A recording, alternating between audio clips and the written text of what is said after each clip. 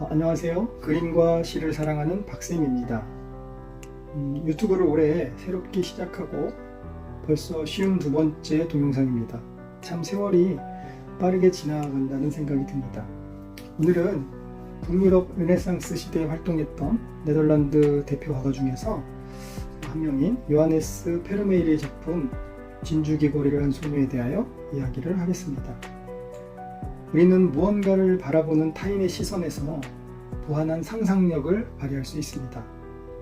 어떤 상황에서 무엇을 보느냐에 따라 사람들의 순간적인 표정이 다양하게 표출될 것이고, 또 그 순간의 표정을 포착해서 보는 사람들 역시 다양한 상상력이 발동될 것입니다.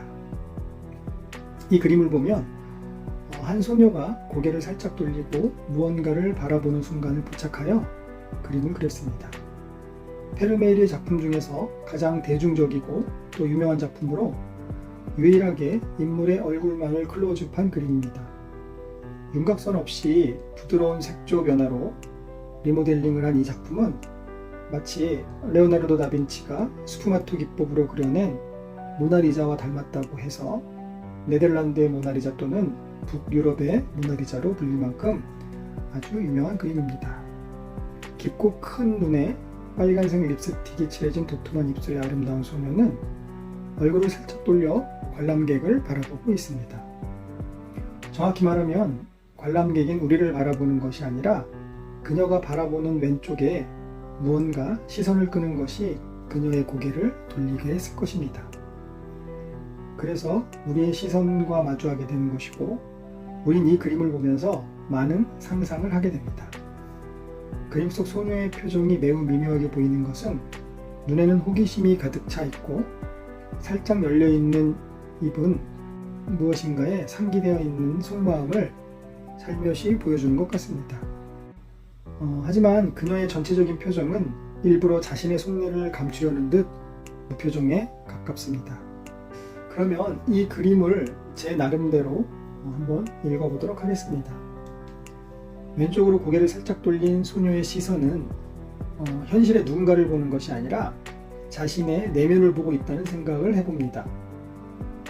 저녁 시간 자신만의 공간에서 또 자신만을 비추는 불빛 아래서 또 다른 자신을 만나고 있습니다.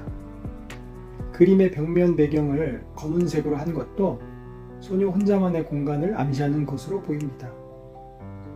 소녀는 자신의 내면 속 또 다른 자신에게 예쁘게 보이고 싶어서 한껏 치장을 하고 평소 아끼던 진주 귀걸이까지 달고 스스로에게 접선을 하고 있습니다. 그러면 왜 이 소녀는 내면 속 자신을 만나고 있는 것일까요? 그리고 만나서 무슨 얘기를 하고 싶은 걸까요? 아마도 소녀는 짧은 인생이지만 바쁘게 앞만 보고 살아온 자신의 인생을 처음으로 되돌아보고 싶은 것 같습니다. 열심히는 살았는데 미래가 있는 것인지, 또는 나 자신에게 부끄럽지 않은 삶을 살았는지, 그리고 이제 혼자만의 삶이 아닌 누군가와 함께 삶을 영위하고 싶은데 지금 내 가까이에서 나를 도와주는 그를 받아들여야 하는지 등등 아마 복잡한 생각들을 또 다른 자신과 이야기를 하고 있는 듯합니다. 이런 숱한 생각들을 정리하고 싶어서 평소와는 다르게 자신의 몸과 마음을 정갈하게 하고 자신을 만나고 있습니다.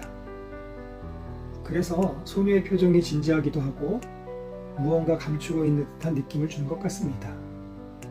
오늘 밤 이 소녀는 내면 속 자신을 만나 긴 시간의 대화를 통해 자신의 삶에 대한 자신감을 얻게 될 것입니다. 그리고 소녀의 표정은 신비감에서 현실감 있는 밝은 표정으로 곧 바뀌게 될 것입니다. 어느 드라마 속 장면에 나왔던 대사 중에 이런 말이 있습니다.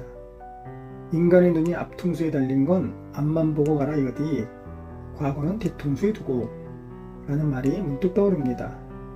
하지만 사람들은 인생을 살다가 가끔은 뒤를 돌아보고 싶어질 때가 있습니다. 자신이 걸어온 인생의 발자국을 보면서 방향은 맞게 가고 있는지, 혹은 흙탕물에 빠지지는 않았는지를 확인하고 싶어서입니다. 제대로 가고 있다면 용기와 행복이 더해질 것이고, 설사 잘못된 길을 헤매고 있다 해도 방향을 다시 잡아 남은 인생을 제대로 가면 될 것입니다. 하지만 앞만 보고 뒤를 확인하지 않는다면 죽음 직전에 후회의 눈물을 흘리게 될 것입니다. 그렇다면 사람들의 육체는 눈이 앞에 달려 있고 마음에는 눈이 뒤에 달려 있다면 좋겠다는 생각도 오늘 해봅니다. 이 그림의 화가 요하네스 페르메이르는 17세기 네덜란드 미술을 대표하는 거장 가운데 한 사람입니다. 같은 시기 활동했던 네덜란드 대표 화가로는 레므란트 판 레인과 프란스 할스를 꼽을 수 있습니다. 세 명의 화가 모두 인물을 잘 묘사하는 화가였습니다. 하지만 제각각 자신들만의 특징들을 가지고 있습니다. 먼저 자화상을 많이 그린 화가로 알려져 있는 렘브란트의 인물화는 실존주의 철학이 떠오르게끔 인물들을 묘사했습니다. 그의 자화상 속 인물들을 보면 자신의 내면에 집중하거나 깊은 상념에 잠긴 표정들로 묘사를 했습니다. 프란스 할스는 대체로 유쾌하고 활달한 모습들로 사람들을 묘사를 했습니다. 육체적으로나 정신적으로 건강한 사람들임을 느끼게 해줍니다. 페르메일의 인물들은 주로 여성들입니다. 실내에서 아주 소소한 일상에 젖어있는 여인들의 특징들을 잘 묘사하고 있습니다. 우유를 따른 여인이나 레이스를 뜨는 여인, 편지를 읽는 여인들의 순간순간들의 표정들을 아주 세밀하게 묘사를 했습니다. 오늘 이 그림을 보면서 저 또한 그림 속 소녀처럼 오늘 밤 조용히 내면의 저와 만나서 여지껏 잘 살아왔는지 진지하게 이야기를 해야겠다는 생각을 하면서 시 한 편을 읽고 오늘 이야기를 마치도록 하겠습니다. 제목은 우리가 태어나기 1000년도 전 형체 없는 존재로 어둠을 헤매다 광년의 거리에서 들린 숨소리가 끈을 잉태시켰다. 이것은 어둠이었기에 가능했다. 컴컴함 속에서는 나를 방해하는 게 없어 자유롭게 사랑을 그렸다. 그대 마음이 어디 위치에 있는지 모른 채 무작정 사랑을 했고 소멸되는 에네르기를 잊은 채 서서히 빠져들어갔다. 그대 마음을 헤아릴 순 없었으나 둘이는 떨어지기 싫어 끈을 꼭 잡고 어둠에 갇혀있다. 영원히. 오늘 이야기가 여러분들의 정신건강에 도움이 되기를 진심으로 바랍니다. 여러분들의 구독, 좋아요는 제게 힘을 주는 에너지입니다. 감사합니다.